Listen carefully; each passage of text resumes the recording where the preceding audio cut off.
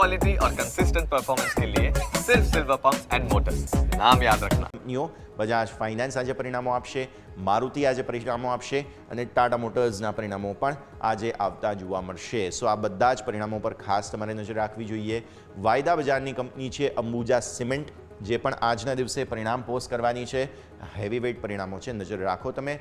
પછી આવો બીજી અન્ય કઈ કંપનીઓ છે કે જે ફોકસમાં, CAMS, Indian Bank, Jindal stainless નજર કરો, વોલ્ટાસ, SRF અને KPIT ટેક, આ બધાના પણ પરિણામો તમારે આજે એન્ટિસિપેટ કરવાના છે.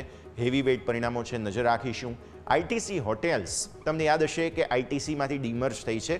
આજે લિસ્ટ થવાની છે આ કંપની અને લિસ્ટિંગ બાદ તમને 10 દિવસ સુધી એ T1 લેવલ પર જોવા મળશે. સો આવી સ્થિતિમાં T2 T ટ્રેડ્સના હિસાબથી તમારે અહીંયા જો રોકાણ કરવું હોય તો તાત્કાલિક તમે અહીંયાથી ખાસ ચર્નિંગના હિસાબથી રોકાણ ન કરો, તે સ્પષ્ટ વાત.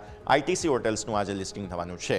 આ સિવાય doctor Agarwal healthcare limited IPO જે છે તે આજથી ઓપન થઈ રહ્યો છે. 31 જાન્યુઆરી સુધી સબસ્ક્રાઇબ કરવા માટે તમને ઓપ્શન મળી રહેશે. આજથી ઓપન થઈ રહ્યો છે, નજર અહીંયા પણ તમારે રાખવાની રહેશે. આવો આગળ વધીએ અને હવે ચોઇસ બ્રોકિંગના કુનાલ પ્રાર આપણી સાથે જોડાઈ રહ્યા છે. તેમની